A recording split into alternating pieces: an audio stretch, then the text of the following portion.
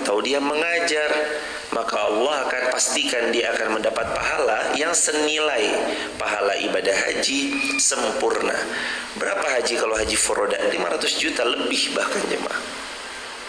Dan setiap hari kita dapatkan pahala senilai 500 juta lebih tiap hari. Karunia Allah. Juga Nabi yang telah memberitahu kepada kita siapa-siapa yang duduk di majelis ilmu lalu dia mentadaburi apa yang telah dia tadaburi, nazalat alaihimus sakinah, maka pastikan dia akan dapat ketenangan yang tidak didapat selain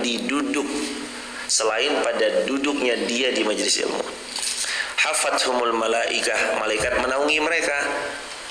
Zakarahumullahu fi man indah, Allah dengan bangga menyebut mereka yang duduk di majelis ilmu di sisi malaikat-malaikat yang ada di dekat beliau. Dan hadirin, Nabi juga telah pernah bersabda dalam satu ketika, keutamaan ilmu ini hadirin jamaah yang dirahmati Allah, kata baginda sallallahu alaihi wasallam, di antaranya akan turun malaikat-malaikat Allah, la tadha ajnihataha ridwan li talabil ilm, saking ridhonya kepada para penuntut ilmu. Apalagi Nabi juga telah pernah bersabda, man kharaja li talabil ilmi fahuwa fi dhimmatillahi hatta yarji, siapa-siapa yang keluar untuk mencari ilmu maka dia berada dalam naungan perlindungannya Allah sampai dia pulang kembali ke rumahnya. Betapa banyak keistimewaannya dan betapa sayangnya kalau kita lewatkan.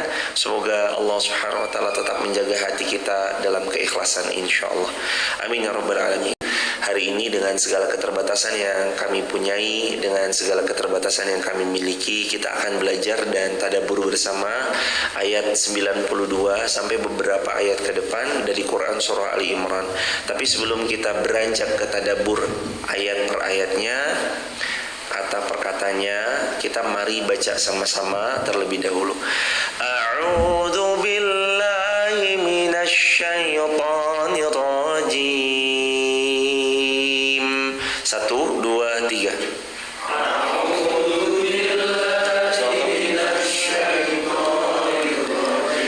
Bismillahirrahmanirrahim.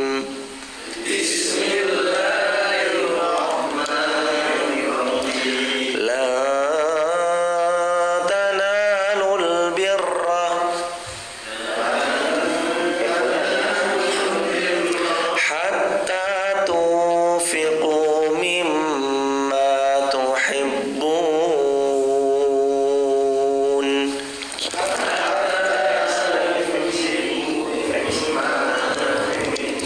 Wa ma tunfiqu min syai'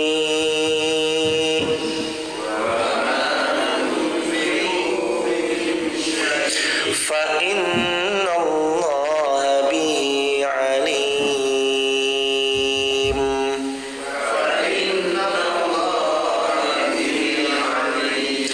Kullu ta'am kana hillan li bani Israil.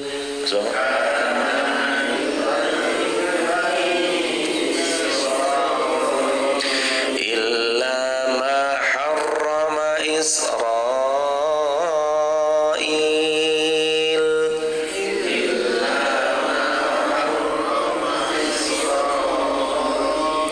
ala nafsi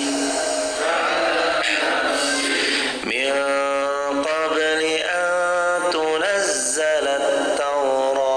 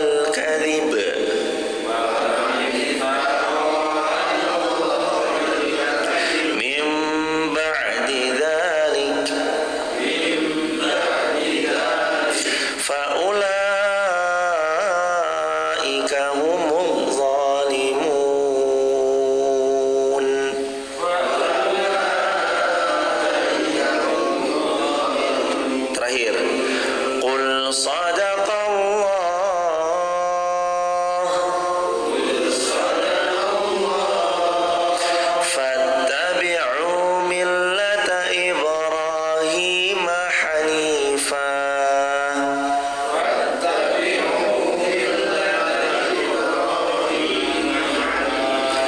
wa ma kana minal musyrikin.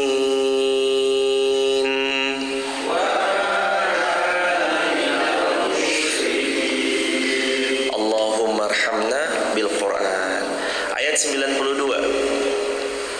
La tanalul birra, kalian tidak akan pernah sampai pada puncaknya kebaikan. Jadi tiap-tiap kebaikan itu memiliki puncak yang ada level-levelnya, dan puncak tertinggi kebaikan itu adalah la tanalul birra hatta tunfiqu mimma tuhibbun. Yang digarisbawahi jemaah, puncak kebaikan itu bernama tunfiqu mimma tuhibbun. Saat masing-masing kita mampu menginfakkan, mampu mensedekahkan, mampu memberikan, mampu mendermakan apa yang terbaik dari yang Allah berikan kepada mereka, lalu mereka berikan untuk Allah. Yang terbaik pernah kita bahas waktu suatu ketika, ciri-ciri yang terbaik itu ada 3. Yang pertama, berat. Dimatiin aja mas ekonya, jazakumullah khairan. Yang pertama, berat bagi kita untuk memberikannya. Itu udah hampir ada jamaah. Perasaan saat berat, saat gak rela mau ngeluarin, itu ciri yang terbaik tuh. Yang kedua, yang paling dicinta. Yang paling dicinta. Dicinta di sini siapa maksudnya? Setiap benda atau barang atau sesuatu yang kita suka memakainya, dan kita suka juga untuk memberikan diri kita sendiri, dan orang lain juga suka bila menerimanya. Kalau nggak suka, hampir semua orang bisa. Tolong dong, saya mau lebaran nih, belikan sarung ya. Berapa harganya? Ya 10 ribuan aja, yang jelek nggak apa-apa. Saya mau beli buat 10 orang, 100 ribu kan? Iya. Sarung 10 ribuan. Kalaupun ada, orang itu boleh jadi nggak akan pakai jemaah, karena bahannya yang kalau harga segitu kita bisa memastikan insya Allah bahannya adalah bahan-bahan yang bisa jadi panas, bisa jadi nerawang, kurang nyaman, dan seterusnya. Makanya saat memberi itu, yang pertama adalah kita ada perasaan belum rela untuk memberi. Yang kedua, barang yang mau diberi atau sesuatu yang mau disedekahkan termasuk bagian daripada yang paling kita cintai. Terus yang ketiga, karakternya adalah proses mendapatkannya tidak mudah, tapi mudah bagi kita memberikannya untuk Allah. Jadi proses dapatnya nggak mudah, tapi mudah bagi kita memberikannya untuk Allah. Itu tanda sampainya kita di kedudukan tertinggi dalam memberi. Dan hadirin, nggak mudah. Sekali lagi, ilmu ini sangat tidak mudah.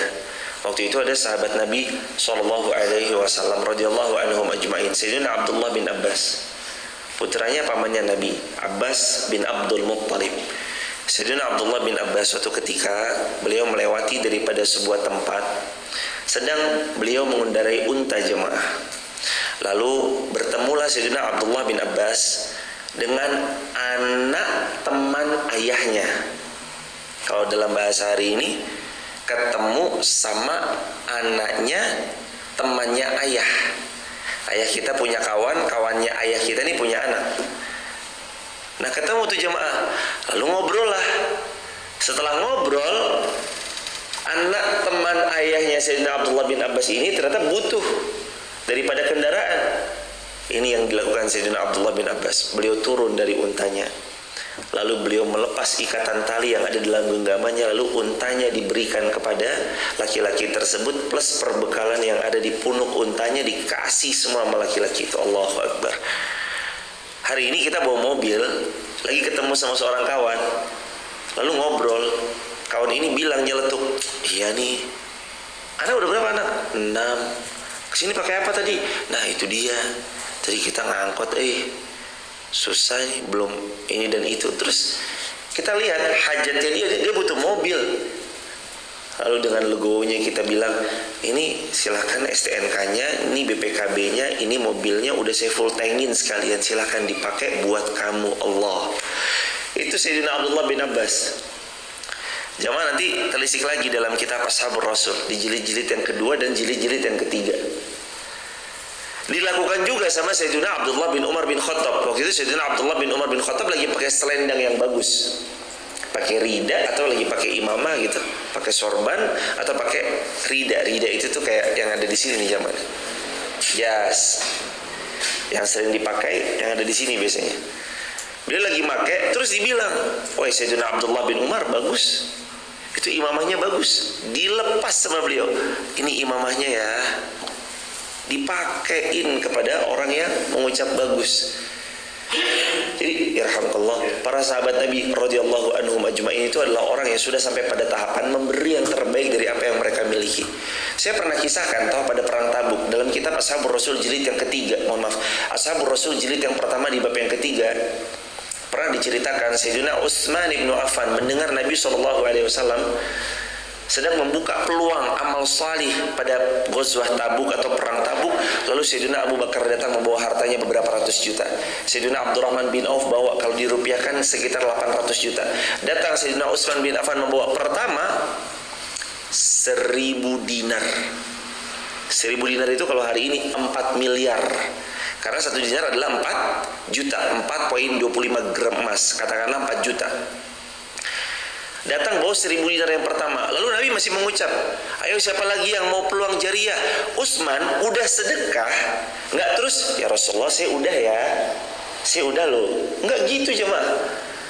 Ketika dibuka peluang lagi jariah untuk memfasilitasi Ghazwah Tabuk, berjihad di jalan Allah pada peperangan Tabuk, Sayyidina Utsman bin Affan pulang, bawa lagi jamaah. Berapa yang beliau bawa? 10.000 dinar. Tolong bawakan 10.000 dinar bawa ke sini. Dibawa, ditaruh di hadapan Nabi. Total 1000 dinar tambah 10.000 berapa? 11.000 dinar kali 4 juta berapa? 44 miliar.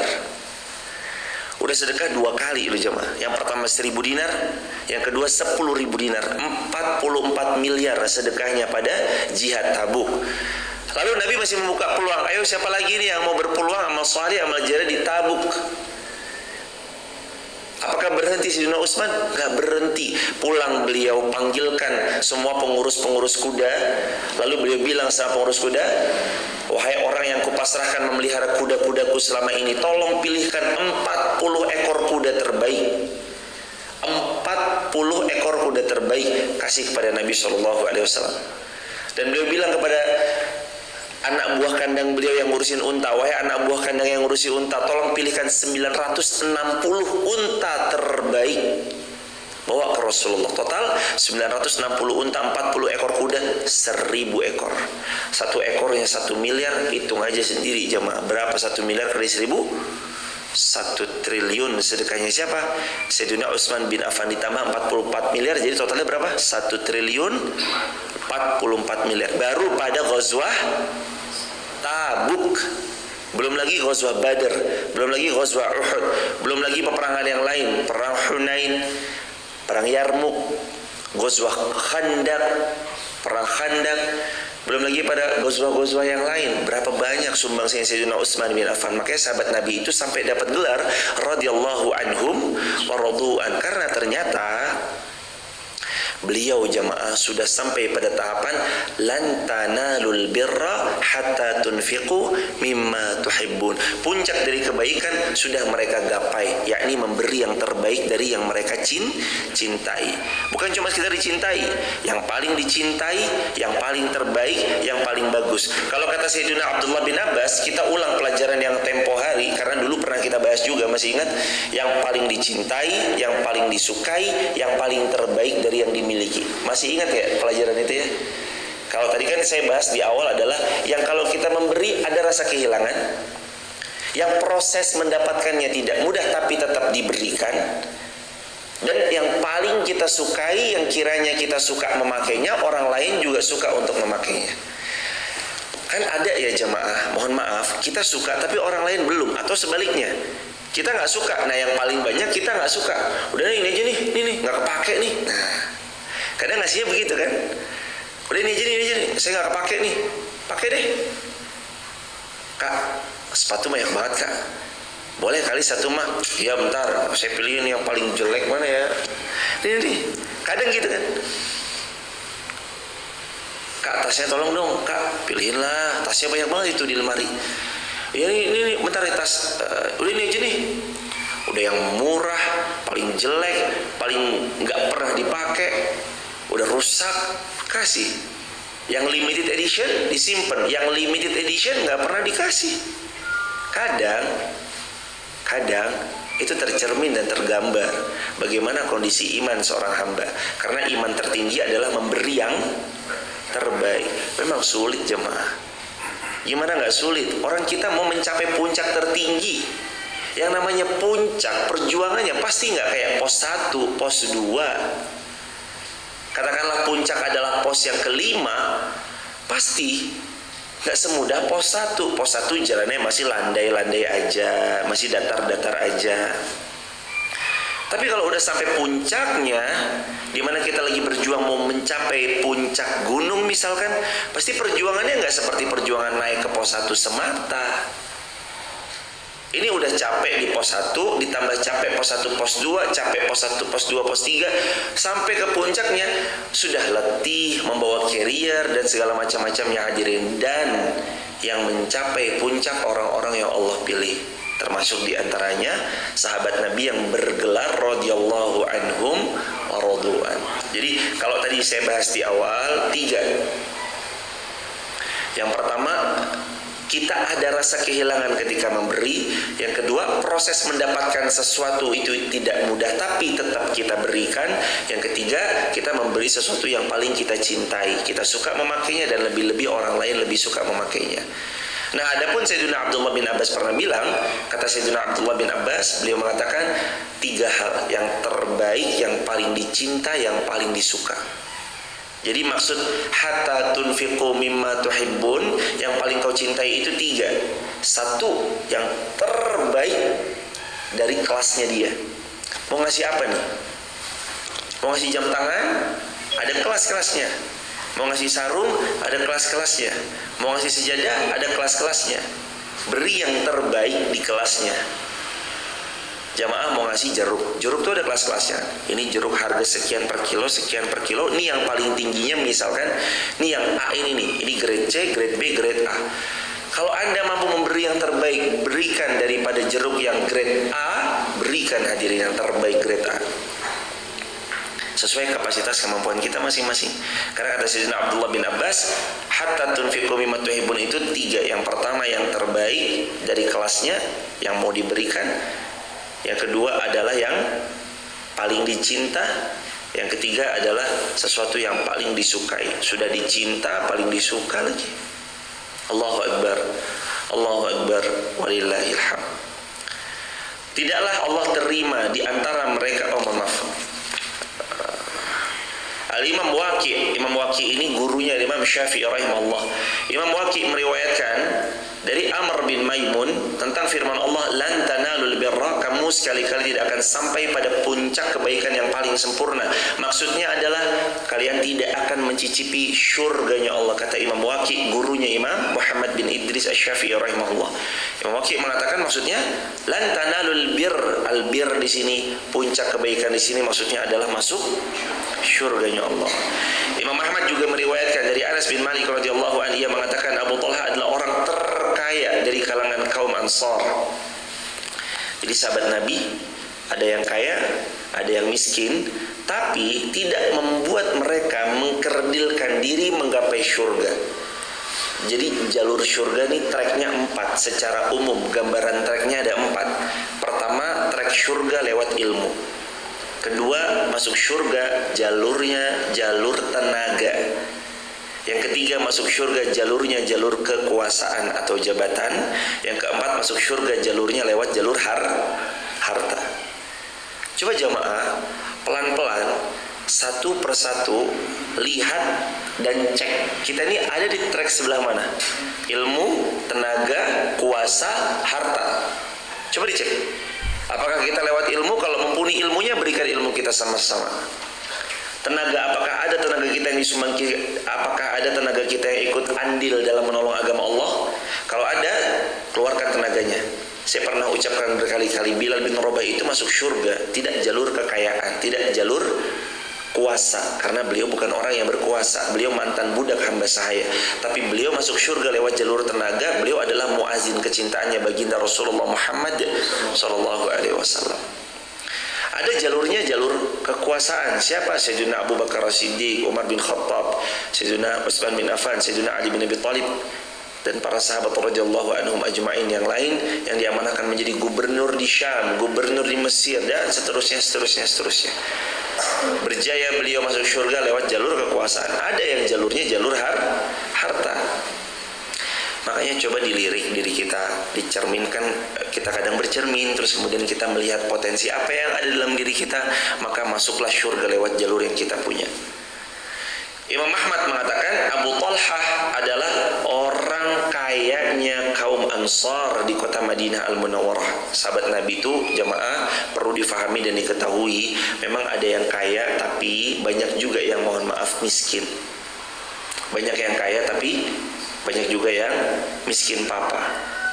Dan tidak membuat kesenjangan itu begitu berarti di tengah-tengah mereka, kecuali terjawab sudah ketika kecemburuan itu diadukan sama Nabi. Ya Rasulullah, orang-orang kaya borong pahala. Pernah dengar hadis Muslim tentang ceritanya sahabat Nabi SAW curhat ke Rasulullah. Ya Rasulullah SAW, orang-orang kaya borong pahala. Yusalluna kama nusalli. Ya mereka sholat, kita juga sholat. Wa nasumu kama nasum. Mereka berpuasa Ramadan, kita juga puasa Ramadan. Tapi mereka bisa sedekah dengan hartanya, kita nggak bisa ya Rasulullah. Lalu Nabi SAW menenangkan, wahai saudara-saudaraku, sahabat-sahabatku, mau nggak aku kasih amalan yang itu bisa jadi menyamai sedekah-sedekah terbaiknya mereka. Amalan itu adalah ucapkan oleh kalian subhanallah, alhamdulillah, la ilaha illallah, Allahu Akbar, dan zikir-zikir yang lain, termasuk punya niat yang sama. Dalam riwayat lain punya niat yang sama untuk bersedekah bila mana punya uang seperti mereka punya harta. Lalu kata sahabat Nabi SAW, ya Rasulullah, ternyata orang-orang kaya juga zikir, kan gitu ya? Ya Rasulullah, setelah engkau bagikan zikir-zikir tadi, orang-orang kaya kan tahu, mereka sampai juga mereka zikir lagi. Terus Nabi jawab apa? Nah, dzalika fadlullah yu'tihi may yasha. Ya, itu karunia yang Allah berikan kepada hamba yang Allah kehendaki atau Allah karuniakan. Hadirin jamaah yang dirahmati Allah, seperti itulah. Memang ada kelebihannya, tapi ingat selalu jamaah, semua juga akan dipintai pertanggung jawabannya. Kullukum ra'in wa kullukum mas'ulun an ra'iyati. Tiap-tiap kita adalah pemimpin dan dipintai pertanggungjawaban atas apa yang dipimpinnya. Kekayaan yang paling dia cintai adalah kebun Bayruha. Saya pernah cerita tempo hari, kebun Bayruha itu adalah kebun kecintaannya Abu Talhah, yang kalau sekarang ahli Madinah mengatakan kebun Bayruha itu masuk bagian dalam Masjid Nabawi Madinah Al-Munawwarah. Kebunnya waktu itu besar, strategis, sangat-sangat powerful, karena dia hampir-hampir punya panen lebih dari kebun-kebun yang lain. Karena Abu Talhah ini punya kebiasaan suka sedekah. Sampai-sampai pada satu ketika awan-awan itu menghujani kebunnya Bayruhanya Abu Talhah, yang lain tuh nggak dapat. Ditanyain apa rahasianya? Saya nggak punya rahasia apa-apa. Ternyata ditelisik, Abu Talhah adalah orang yang paling rajin sedekahnya. Setiap subuh bersedekah, setiap hari bersedekah. Kalau sehari beliau nggak sedekah, Abu Talhah tuh gelisahnya bukan main. Nah, ini orang kaya jemaah. Abu Talhah, orang terkayanya Madinah pada saat itu, punya kebun yang paling beliau sukai, yang paling beliau cinta di antara kebun-kebun kurmanya. Lalu dia datang kepada Rasulullah SAW. Lalu Rasul SAW mengetahui, dan Rasul sangat kenal kebun Bayruha, di mana kebun Bayruha adalah kebun yang sangat-sangat strategis secara lokasi dan sangat-sangat subur. Di dalamnya ada air yang Nabi sering meminum air segar dari sumur di dalam kebun Bayruha. Allah, jamaah, nggak semua kebun ada sumurnya. Ada yang memang mudah, kayak hari inilah jemaah, kita kan punya persawahan misalkan, nggak semua terairi dengan baik. Nah, kebun Bairuha ini sudah kebunnya subur, kebunnya bisa panen lebih dari secara umumnya yang lain, ditambah lagi ada sumurnya, airnya segar. Nabi sering meminum dari air di kebun Bairuha itu.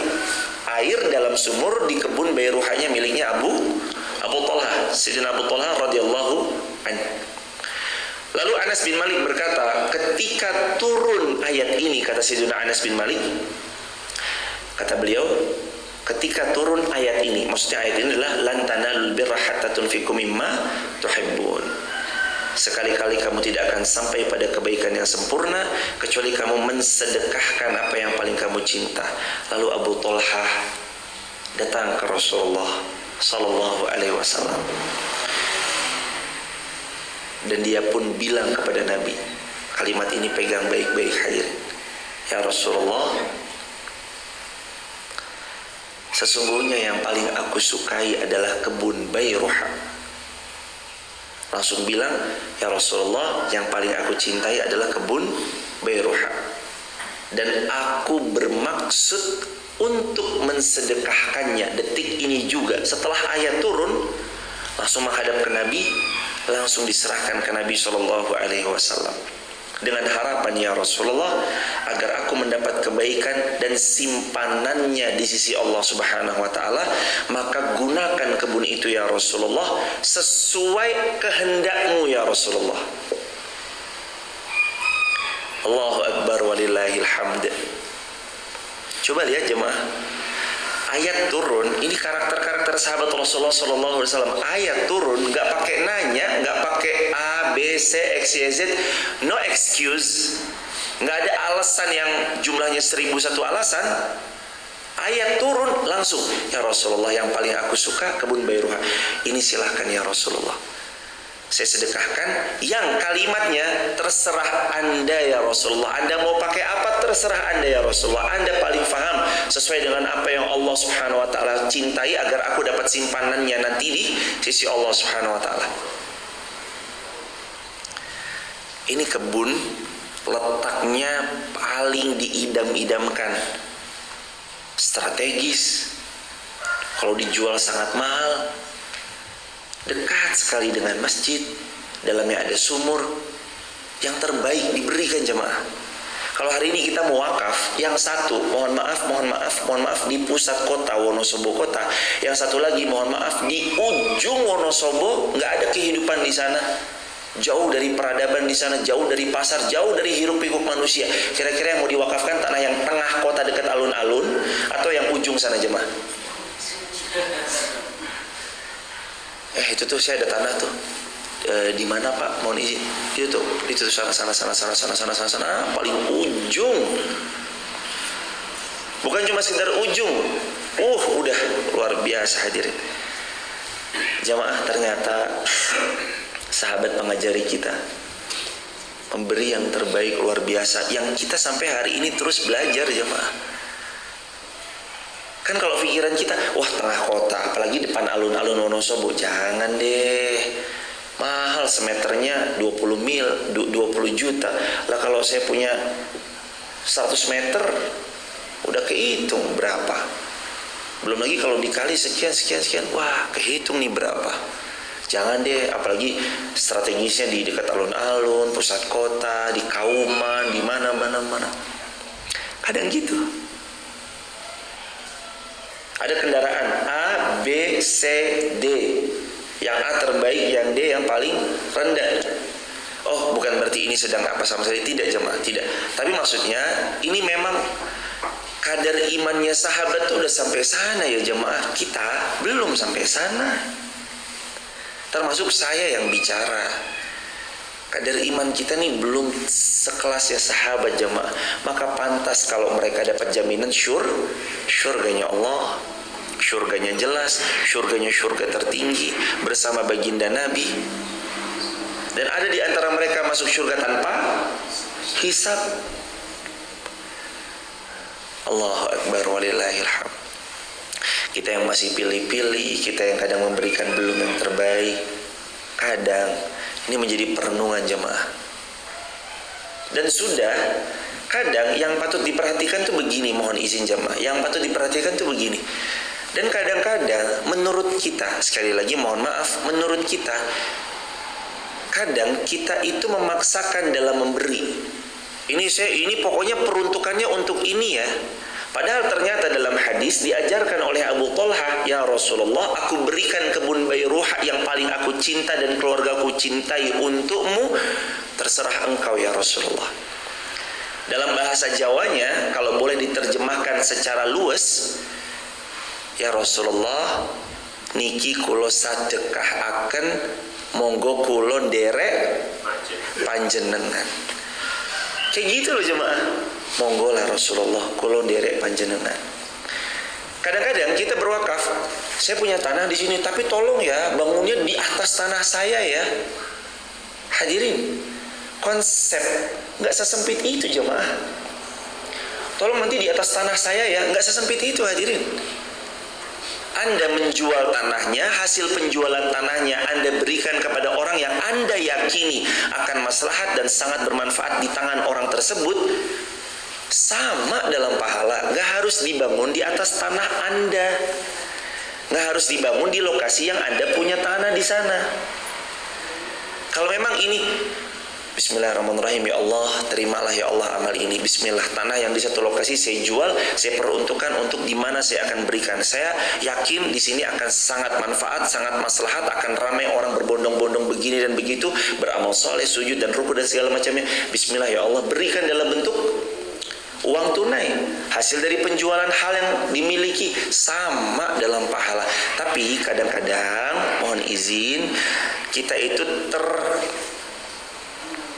terkecilkan atau terkedilkan pemahamannya tentang memberi yang terbaik. Dikiranya harus di atas tanahnya, dikiranya harus di dalam rumahnya. Kalau memang ternyata Anda punya rumahnya nggak kepakai, daripada dihuni hanya pada sarang-sarang laba-laba dan segala macamnya, itu mangkrak rumahnya, tidak menghasilkan serupiah pun, hanya menjadi aset terpendam. Kalau bisa Anda wakafkan manfaatnya, tapi ternyata tidak ada yang bisa di sana karena aksesnya jauh dan sebagainya, dijual, hasil penjualannya Anda mensupport, itu sama jamaah yang dirahmati Allah. Dan ingat, Allah berfirman dalam Al-Quran, summa latus'alunna yawma idzin anin na'im. Dari semua kenikmatan yang Allah telah curahkan kepada tiap-tiap kita sebagai seorang hamba yang mendapat nikmat, latus'alunna, pasti akan benar-benar Allah pintai pertanggung jawaban. Summa latus'alunna yawma idzin. Besok kita ditanya jemaah, dari naim, anin naim, tentang nikmat. Hambaku ku kasih kepadamu begini dan begitu, kemana nikmat itu? Maka hadirin, saya mengajak diri saya ngajak kita semua, jangan mengkerdilkan bahwa sedekah itu harus begini dan begitu. Jangan mengkerdilkan jemaah. Karena sungguh saat kita punya tempat nun jauh, ternyata tempat itu kita lepaskan aset kita, lalu hasil daripada lepasnya aset tersebut kita berikan kepada hal terbaik yang menurut kita percaya dia amanah dan segala macamnya, sungguh itu sama dalam pahala. Dan hadirin, belajarlah seperti Abu Talha ketika memberikan. Ya Rasulullah, pokoknya nanti tempat saya itu harus jadi begini ya. Pokoknya nanti kebun bayro saya harus begini ya Rasulullah. Pokoknya nanti ya Rasulullah harus begini. Kadang mohon maaf, lah kok terkesan malah bersedekah tapi seolah malah mau ya begitu kayaknya mah. Tolong ya ini nanti begini nanti. Kalau emang udah dilepaskan untuk Allah, bismillah jamaah, bismillah. Dan itu sebabnya, karenanya sebelum Anda berwakaf, pentingnya Anda mempelajari siapa penerimanya. Jangan sampai Anda sudah mewakafkan dengan begitu banyaknya, ternyata hanya mangkrak, hanya jadi ilalang-ilalang, nggak ada manfaat di sana, nggak ada maslahat di sana, nggak ada kegiatan di sana. Anda bangunkan sesuatu lalu sepi, nggak ada kemakmurannya di sana, nggak ada yang menghidupinya di sana. Karena kalau, mohon izin jamaah, sekali lagi mohon izin, karena kalau sekedar membangun, orang kaya sangat mampu dan sangat bisa membangun. Kalau Anda punya harta, Anda sangat bisa membangun masjidnya, infrastrukturnya. Tapi yang jadi pertanyaan bukan hanya bangunan berdiri. Yang jadi pertanyaan adalah, sudah disiapkan SDM-nya? Sudah disiapkan timnya? Sudah disiapkan orang-orang solidnya? Sudah disiapkan mereka-mereka yang siap memakmurkan masjidnya? Itu loh yang jarang dibahas dan jarang dibicarakan. Ayo bangun nih mas, ayo patungan, ayo terbangun. 6 bulan terbangun. Ini ukuran berapa masjidnya, mohon izin mas? 7 kali 8. Anggaplah misalkan 7 kali 8. Masjid Fatimah Garung 7 kali 8. Dengan izin Allah, asalkan ada uangnya, insya Allah 6 bulan selesai. Masjid Fatimah Garung 7 meter kali 8 meter selesai, insya Allah dengan seizin Allah 6 bulan selesai. Tapi kan pertanyaannya, siapa yang mau makmurkan? Sedangkan kita udah belajar kemarin 5 konsep rumus masjid kita makmur. Yang pertama, ada ustadz yang ikhlas, siap membersamai, siap mengabdi kepada masyarakat. Yang kedua, ada agniya yang berinfak. Yang ketiga, ada pemuda yang bergerak. Yang keempat, program yang maslahat. Kelima, DKM yang adil, yang mensupport tiap-tiap episode kegiatan kebaikan. Hadirin, makanya hadirin jamaah dirahmati Allah, kadang ketika kita memberi, penting dan patut dipertimbangkan kalimat Abu Thalhah. Kalimatnya beliau gimana? Kulon derek panjenengan ya Rasulullah. Kenapa dibahas oleh para ulama ini jemaah? Bagus, luar biasa. Bah kata Nabi. Bah itu artinya kalau sekarang wah atau bagus gitu. Memuji Nabi SAW. Apalagi kalimatnya itu kalimat kulon derek jenengan ya Rasulullah. Terserah ya Rasulullah, pokoknya jenengan mawon ya Rasulullah. Pertama, karena imannya membaca bahwa memberi yang terbaik adalah sebuah puncak kebaikan. Yang kedua, Rasulullah paling tahu mana yang terbaik untuk kemaslahatan dakwah pada saat itu. Paling tahu mana yang pahalanya akan berpotensi tingginya luar biasa. Kadang kan menurut kita yang paling maslahat ini begini ya, ini begini. Tapi jangan pernah lupa jemaah, kadang pelaku atau pemain itu lebih paham kondisi lapangan dibanding hanya sekedar jadi penonton. Kalau penonton, wah harusnya yang paling pintar komentar siapa jemaah? Penonton. Wah harusnya. Kalau jadi penonton enak banget kan komentar. Tapi kalau jadi pemain nggak seperti itu hadirin. Fakta lapangan itu nggak seperti itu. Kadang ada urgensi yang lebih dulu harus dipentingkan. Saya mau ini pokoknya harus jadi granit. Harus. Granitnya harus begini, harus tertempel jadi granit dan segala macam. Hadirin, apakah granitnya akan terpasang kalau nggak ada tukangnya? Terpasang nggak? Kalau granit tapi nggak ada tukangnya yang masang, kira-kira terpasang nggak? Pokoknya ini harus semen. Lah kalau nggak ada tukangnya terpasang nggak? Pokoknya ini harus jadi pasir. Kalau nggak ada tukangnya terpasang nggak? Lah terus siapa yang mau bayar tukangnya?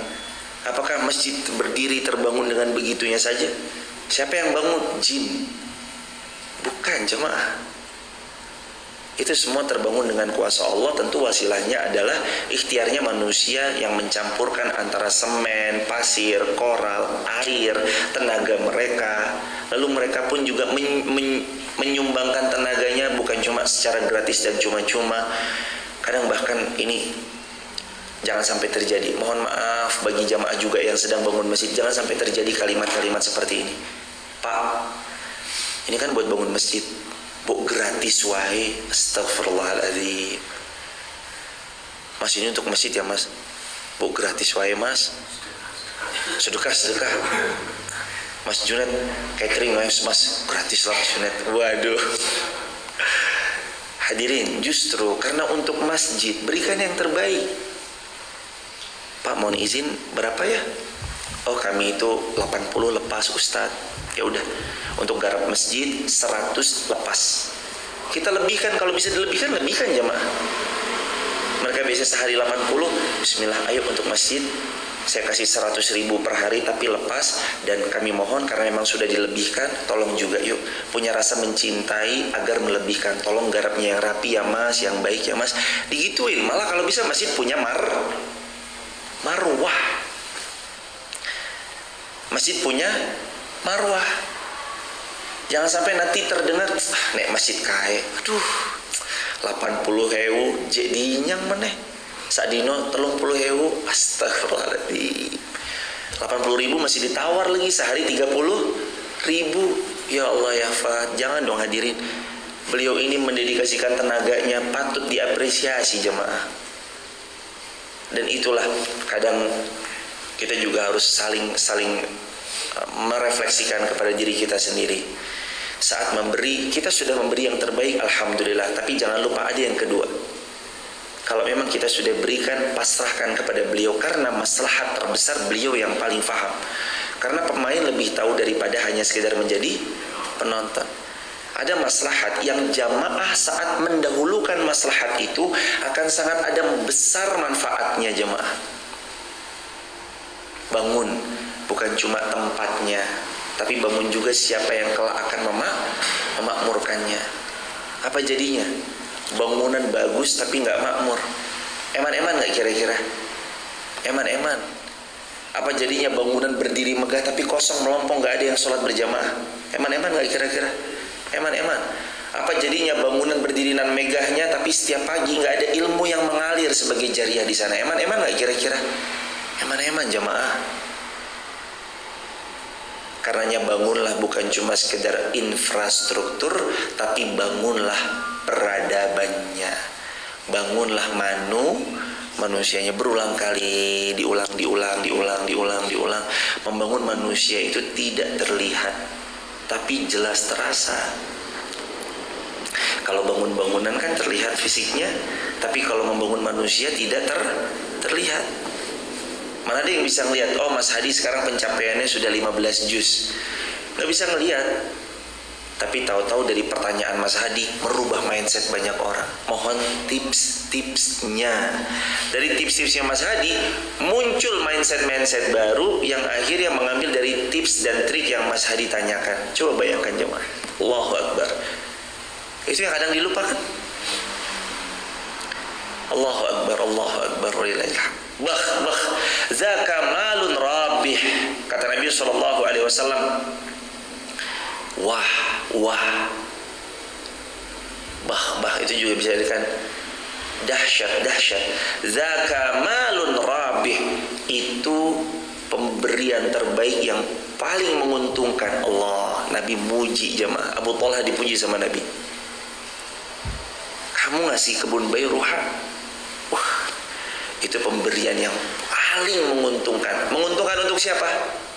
In ahsantum li anfusikum. Siapa yang paling dapat besar keuntungan dari yang bersedekah? Siapa yang paling dapat besar?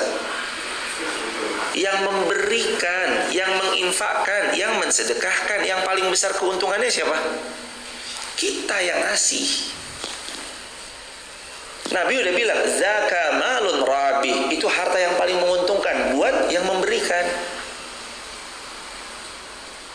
Kadang kacamata kita selalu berbicara, enak banget ya dia, enak dia dapat wakaf sekian, enak dia dapat begini dan begitu, enak dia. Bukan, justru yang harus berterima kasih adalah kita. Makasih ya Mas sudah mau menerima wakaf saya. Makasih ya Mas sudah mengelola harta saya sampai seperti ini. Makasih ya Mas sudah bukan cuma sekedar membangun infrastrukturnya, tapi menyiapkan SDM-nya agar menjadi masjid pusatnya peradaban yang makmur dan segala macamnya. Terima kasih ya, di sini banyak kegiatan-kegiatan begini dan begitu. Terima kasih. Harusnya kita yang terima kasih. Kita yang makasih jemaah. Karena sebenarnya itu bukan buat mereka, itu buat diri sendiri. Zaka malun rabih, Nabi ucap 2 kali. Itu yang paling menguntungkan, Untung buat kedua belah pihak, terutama adalah siapa? Terutama adalah yang memberi. In ahsantum li anfusikum anfusikum, kalau kamu bersedekah, kamu memberi, kamu berbuat baik. Al-Quran surah 17 Al-Isra ayat yang ke-7, sesungguhnya pemberianmu itu adalah menguntungkan untuk dirimu sendiri. Wa qad sami'tu wa ana ara, saya telah dengar apa yang kamu katakan dan saya melihat langsung kebunmu memang kebun yang sangat bagus.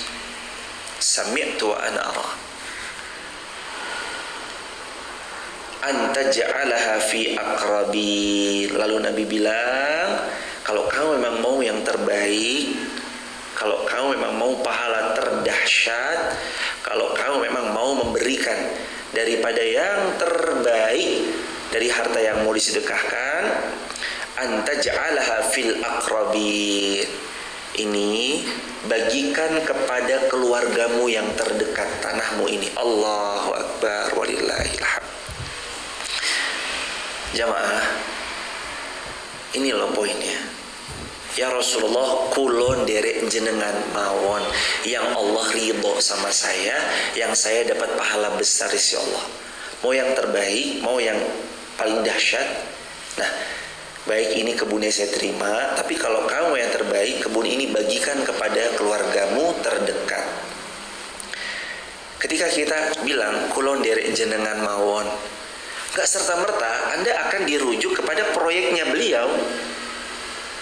Boleh jadi beliau akan memilihkan yang terbaik untuk Anda. Ini yang terbaik untuk menyebarluaskan ilmu, untuk pendidikan, karena Nabi SAW mengatakan ilmu yang tafa'u bihi, ilmu yang bermanfaat, yang terus mengalir jariah kepada setiap orang, dan ilmu itu akan terus berputar dari canggahnya ke buyutnya, buyutnya ke anaknya, anaknya ke anaknya lagi, ke cicitnya, ke cucunya, ke warengnya, dan seterusnya ke anak turun sampai hari kiamat.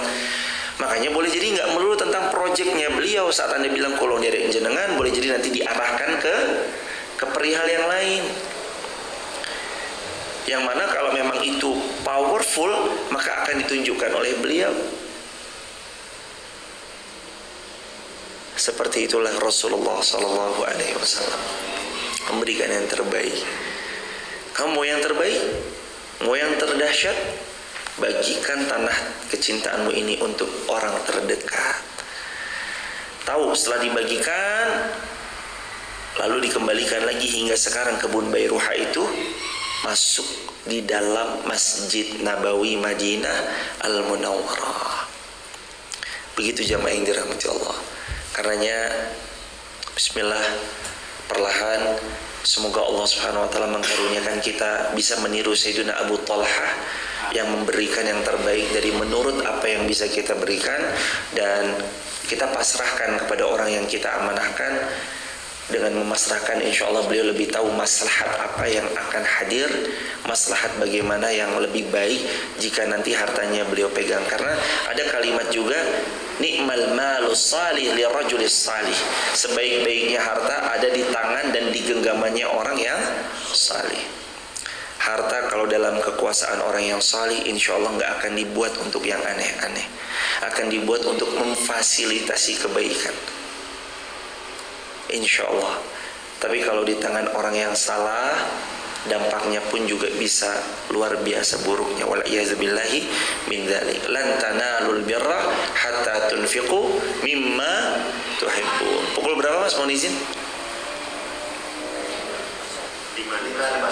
5:51. Dan satu ayat, penggalan ayat ini terakhir, wa ma tunfiqu min syai'in fa innallaha bihi alim. Dan dari apa saja kebaikan yang pernah kita lakukan, Allah Maha mengetahuinya. Jadi Allah tahu nggak? Walaupun manusia nggak tahu, Allah tahu.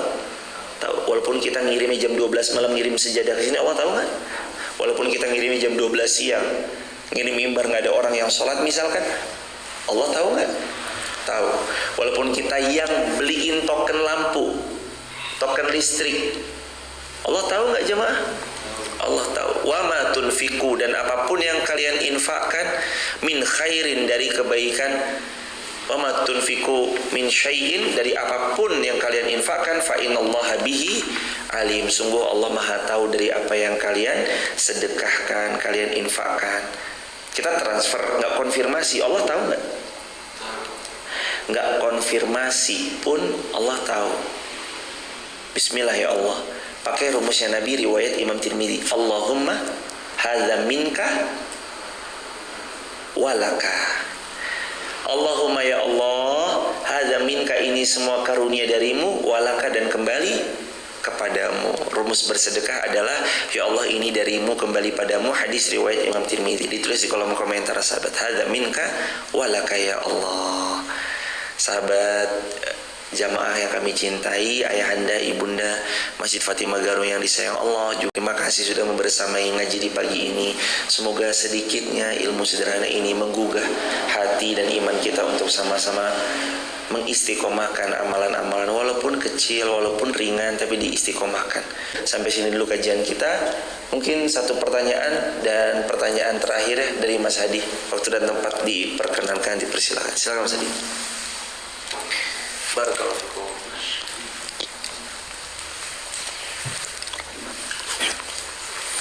Assalamualaikum warahmatullahi wabarakatuh. Semoga Allah merahmati, meridhoi, dan melindungi Pak Ustadz, kita semua, dan seluruh kaum muslimin.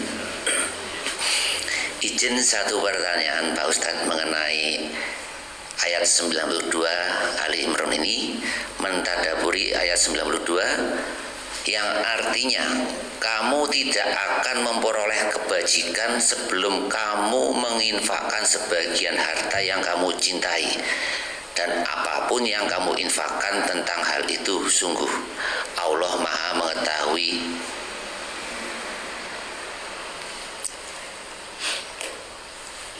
Yang menjadi pertanyaan, apa yang dimaksud dengan kebajikan di sini? Apakah surga, kemuliaan, atau kekayaan, atau yang bagaimana? Jazakallahu khairan katsiran.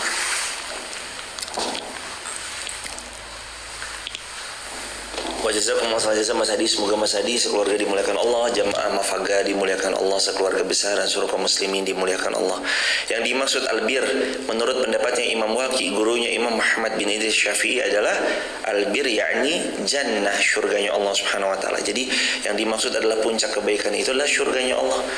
Siapa-siapa yang memasukinya adalah mereka yang mampu memberikan yang terbaik untuk Allah Subhanahu wa taala dan memberikannya untuk di jalan Allah secara ikhlas, dan mereka menyerahkan kepada orang yang menerimanya agar dikelola secara baik, agar dikelola sesuai dengan manfaat dan maslahat yang dimaksudkan.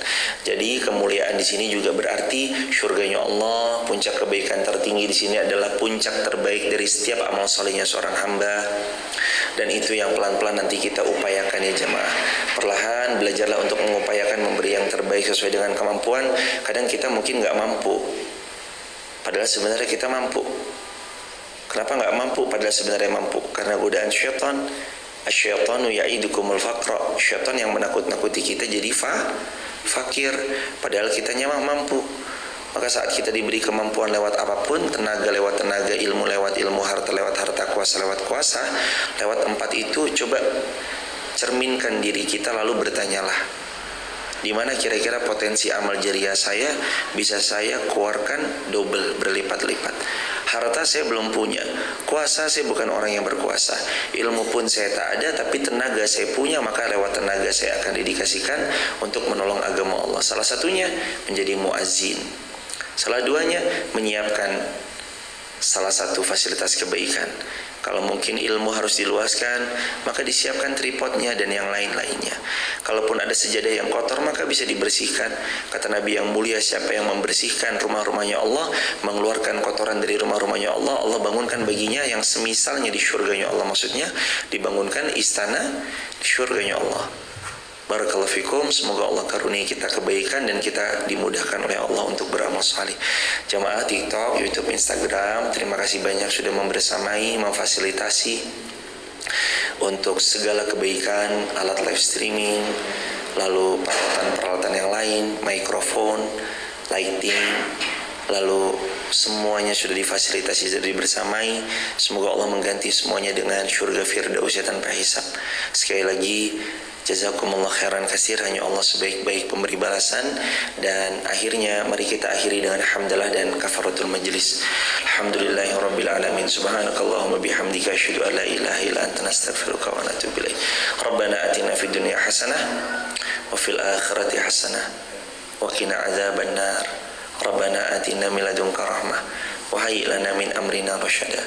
Rabbana zalamna anfusana wa illam taghfir lana wa tarhamna lanakunanna minal khasirin. Rabbana hab lana min azwajina wa dhurriyyatina qurrata a'yun waj'alna muttaqina imama. Walhamdulillahi rabbil alamin. Assalamualaikum warahmatullahi wabarakatuh. Jazakumullah khairan.